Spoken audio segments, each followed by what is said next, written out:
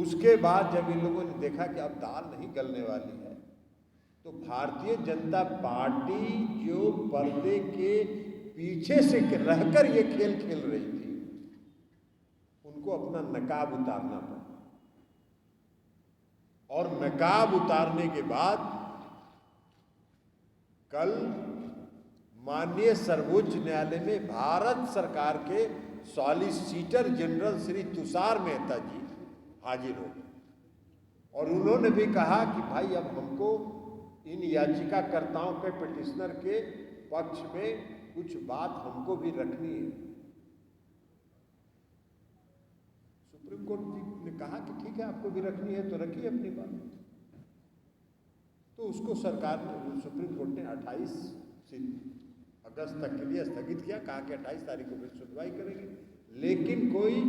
अंतरिम आदेश हम पारित नहीं करने जा रहे हैं, कोई स्थगन आदेश हम नहीं देने जा रहे हैं। हमको जो भी आदेश होगा आप हमको कन्विंस करिएगा, हम सुनेंगे। तो 28 तारीख को दिया। तो अब हम लोग का कहने का मतलब ये है कि बहुत पहले से आप सबको स्मरण होगा, जब नगर निकाय का चुनाव हो रहा था और नगर निकाय के चुनाव के समय भी भारतीय जनता पार्टी ने इसी तरह से पब्लिक इंटरेस्ट लिटिगेशन लोकहित याचिका दायर करवा के बिना अति पिछड़े वर्ग के आरक्षण को, बिना आरक्षण की व्यवस्था के नगर निकाय चुनाव कराने का षड्यंत्र किया था।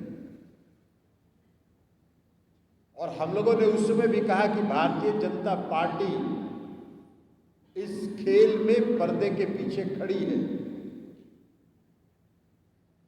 भारतीय जनता पार्टी के लोग बहुत चिल्मो मचा रहे थे, लेकिन अंतोगत्वा मुख्यमंत्री जी और सरकार ने और हम सब लोगों ने कहा कि हमारे मुख्यमंत्री, बिहार के मुख्यमंत्री माननीय नीतीश कुमार जी,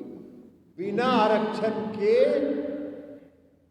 नगर निकाय का चुनाव नहीं होगा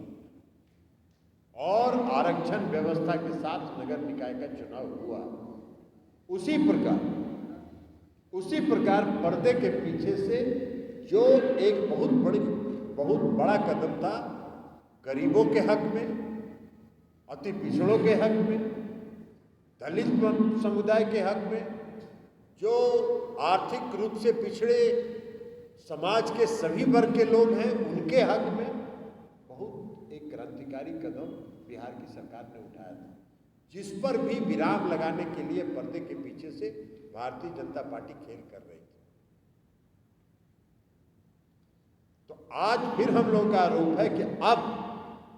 भारतीय जनता पार्टी का चेहरा बेनकाब हो गया है। भारतीय जनता पार्टी को पर्दे के पीछे से निकलकर अब खुले मैदान में आना पड़ा और खुले मैदान में भारतीय जनता पार्टी ने आकर, केंद्र की सरकार ने, श्री नरेंद्र मोदी जी की सरकार ने आकर, उनके सॉलिसिटर जनरल ने जो बहस किया, उसके बाद यह साबित हो गया है कि भारतीय जनता पार्टी देश के अति पिछड़ों के विरोधी है, देश में गरीबों का विरोधी है। भारतीय जनता पार्टी पूंजीपतियों के पोषक हैं। एक तरफ तो पूंजीपति लोग कहां से कहां पहुंच जा रहे हैं। जो व्यक्ति आज से 9 साल पहले हिंदुस्तान में जो पूंजीपति लोग थे उनमें 103वें नंबर पर थे, वो 9 साल के अंदर विश्व में तीसरे स्थान पर पहुंच गए। तो हम लोग का ये कहना है कि भारतीय जनता पार्टी का अब चेहरा बेनकाब हो गया है। भारतीय जनता पार्टी अब खुल के सामने आ गई है, अति पिछड़ों के विरोध में, पिछड़ों के विरोध में, गरीब लोगों के विरोध में और जो आर्थिक रूप से पिछड़े लोग हैं उनके विरोध में अब भारतीय जनता पार्टी खुल के सामने आ गई है। और यह साबित कर दिया कि मोदी जी वोट का समय जब आता है तो अति पिछड़ा बन जाते हैं। कभी चाय बेचने वाला बन जाते हैं, कभी अति पिछड़ा बन जाते हैं, कभी पिछड़ा बन जाते हैं। जब उनको जो सूट करता है उसके हिसाब से वो भावना को भड़काने के लिए और जनता को बरगलाने के लिए बन जाते हैं। लेकिन इस बार उनका चेहरा बेनकाब हो गया है और इसलिए जनता दल यूनाइटेड पार्टी ने यह फैसला किया है कि अब भारतीय जनता पार्टी का पोल खोल अभियान पूरे बिहार में चलेगा। और 1 सितंबर से पार्टी ने यह फैसला किया है, प्रदेश की पार्टी ने यह फैसला किया है